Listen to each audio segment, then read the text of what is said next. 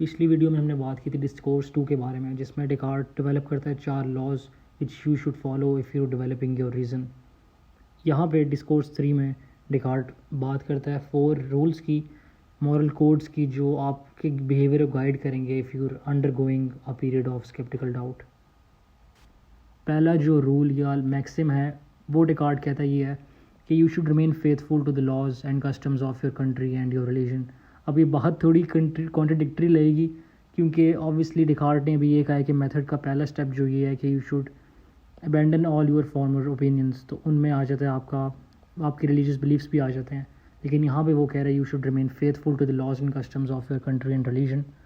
अब वो बड़ी एक ज़बरदस्त गेम खेल गया लफ्ज़ों के साथ। If you want to check it out, तो ये है पेंगुइन्स क्लासिक एडिशन का 45 और 46 पेजेस हैं।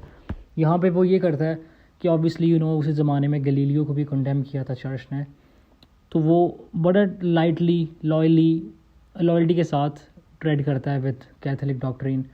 वो कहीं पे भी ये नहीं कहता कि you should abandon your religious beliefs. वो ये कहता है कि मेरे एक्शंस तो वही होंगे जिस तरह मेरा रिलीजन रिक्वायर करता है, जिस तरह कैथोलिक फ्रांस मुझे रिक्वायर करता है, मैं एक्ट वैसे ही करूँगा। लेकिन in my mind I am free to question anything, I am free to question the existence of God, I am free to question Christianity. तो वो कहता है कि जो आपके एक्शंस और थॉट्स डिस्टिंक्ट हैं, you should not offend anyone, you should not commit blasphemy.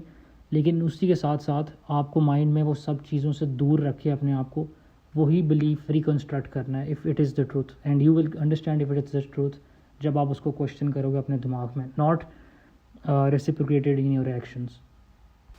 अब सेकंड मैक्सिम ये है अकॉर्डिंग टू डेकार्ट कि you should remain firm and decisive in your actions. एक रॉन्ग डिसीजन जो है ना, it is better than indecision, क्योंकि indecision takes you nowhere. Every choice that you fail to make is taken for you. तो अगर आप decision नहीं लोगे, it will cause you future regrets. और वो कहता है कि बेसिकली बेहतर है कि आप एक डिसीजन ले लो, और वो डिसीजन लो जो आपको लगता है कि बाकी सारी ऑप्शंस में से ज़्यादा राइट है, ज़्यादा रैशनल है आपके लिए। अब तीसरे मैक्सिम में डेकार्ट कहता है कि आप अपने आप को मास्टर करो, एक्सटर्नल फैक्टर्स को नहीं। अपने डिज़ायर्स को चेंज करो, पूरी दुनिया को नहीं। इसमें आपको एक फेंट टच नज़र आएगा, एक फेंट हिंट नज़र आएगा। एक स्टोइक बिलीफ है अमोर फाती के नाम से एक टर्म है, which means the love of one's fate, जो ओरिजिनली तो नीट्शे ने कॉइन किया था।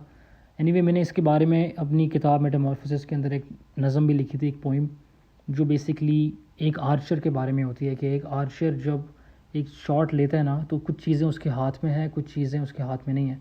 जो चीज़ें उसके कंट्रोल में है उसमें आ जाता है उसका बो, उसकी मास्टरी, उसकी प्रेसिजन जिसके हाथ वो शॉट लेता है, एंड ऑल दीज थिंग्स। लेकिन जब वो निशाना लगा देता है ना, जब वो बो रिलीज़ करता है, तो फिर उसके हाथ में नहीं है कि वो शॉट लैंड होता है कि नहीं, वो टारगेट पे जाके लैंड होता है कि नहीं।